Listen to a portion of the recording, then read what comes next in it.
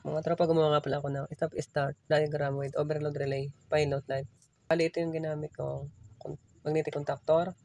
Tapos overload, kasama yung overload relay niya, ito yon. Tapos ito yung stop post button, start post button. Ito naman yung trip indicator. Ito yung, bali, stop light niya. Ito naman yung run light niya na indicator. Tapos bali, gumamit ako ng ilaw para malalaman natin kung magkakaroon ng power yung contactor. Pangkaraniwan kasi ginagamit ng magnetic contactor sa mga industrial company para sa mga motor control.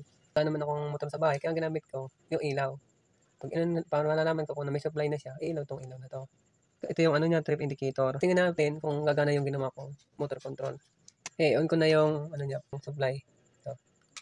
Ayan, umilaw yung ano niya, stop indicator.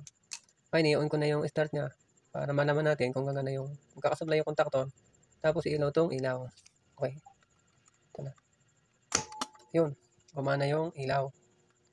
Tapos para malaman natin kung gumagana yung trip indicator, bali ito siya. Manual ko lang na ititrip ko siya para malaman natin kung iilaw yung trip indicator. Bali yung maliit na butas na to, meron siya dyan na maliit na ano, ano mo lang siya, ipopos mo lang. Ito. Yun, gumana yung trip indicator na ilaw. Ayun, hindi mo siya mai-on kapag naka-trip ang contactor. Subukan natin. Hindi siya mag-on, hindi siya ka-power on. Kahit anong pindot mo sa start na post button, hindi siya gagana. Ayun, para gumana ulit siya, pinutin mo yung ano niya, reset. Ito yung reset niya, yung kulay blue na to. Bali, ipupus mo lang siya, ganun. Yun, babalik na ulit siya sa stop. Pwede mo na uling paganahin yung ano mo, magnetic contactor. Try ulit natin. I-start ulit natin.